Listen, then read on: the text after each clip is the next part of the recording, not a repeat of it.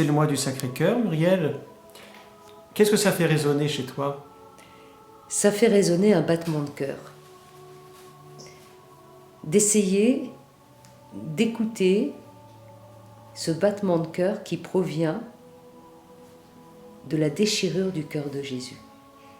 De poser ma réflexion sur ce cœur, sur cette intimité qu'il a voulu partager avec nous. Parce que, quelque part, je me dis souvent, qu'est-ce qu'il y a de plus intime à l'homme? Et qu'est-ce qu'il y avait de plus intime? Mais le cœur, parce que le cœur, il est caché. Il est caché dans l'épaisseur de nos chairs, il est enfoui.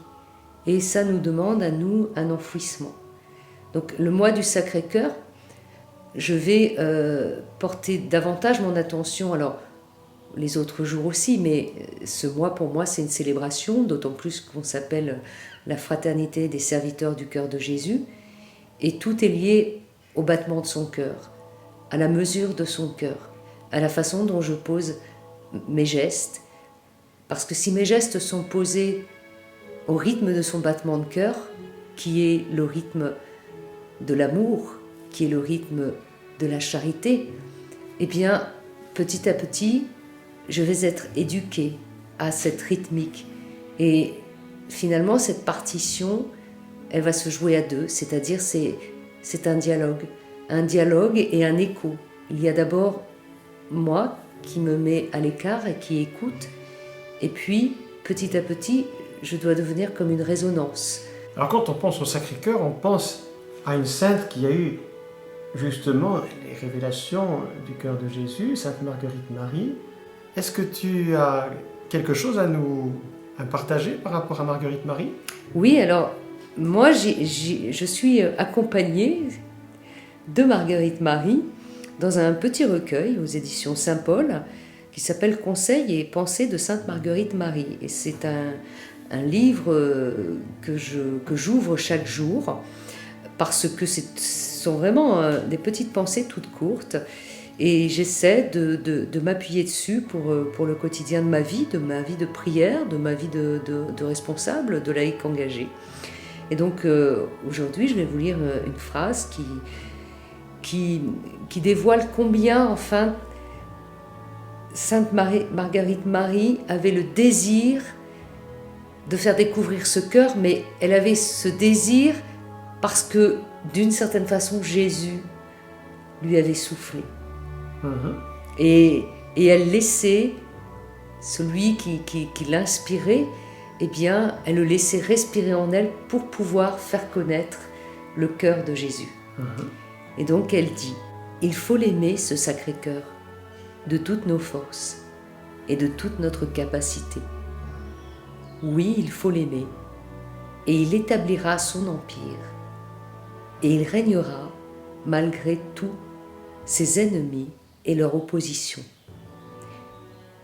Et ce que j'aime particulièrement, moi, dans cette phrase, c'est qu'elle dit de toutes nos forces et de toutes nos capacités. Oui, et, comme dans le Shema Israël. Oui, et en fait, nos capacités, elles ne sont pas les mêmes pour tout le monde. Mais par contre, elles ont, je dirais, la même résonance parce que celui qui a une toute petite mesure donne la capacité de sa mesure et on ne peut donner que ce qu'on a. Et parfois, ce qu'on a, ça peut être juste pas grand-chose. Mais pour le cœur de Jésus, si ce pas grand-chose, on le donne, c'est beaucoup, c'est grand, c'est beau.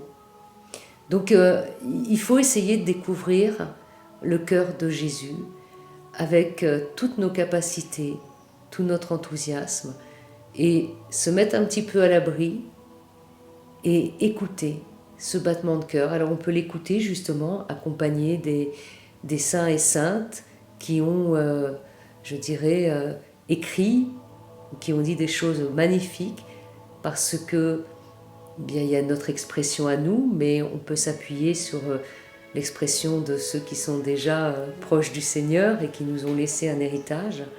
Et cet héritage, il nous permet eh bien, de nous laisser apprivoiser par cette dimension mystique que nous portons tous. Nous portons tous cette dimension mystique en nous, d'élévation. Et nous devons nous élever à ce qui est beau, grand et noble. Et nous élever, ça nous demande de nous abaisser. Et il y a un lieu d'abaissement qui est le cœur de Jésus. Oui, parce que avant de nous élever, c'est vrai que la vie mystique, c'est surtout accueillir l'abaissement de Dieu qui s'est abaissé jusqu'à nous. C'est ce mouvement de descente, en fin de compte, comme le don de l'Esprit Saint. C'est ça qui est premier, avant même notre désir. C'est le désir de Dieu de nous attirer à lui. C'est lui qui est premier, ça c'est vrai. Hein. Donc, pour ce mois du Sacré-Cœur, eh bien, j'invite chacun à peut-être redécouvrir le sens de ces battements de cœur, du cœur de Jésus, qui s'est offert pour que nous puissions écouter le chant de la miséricorde.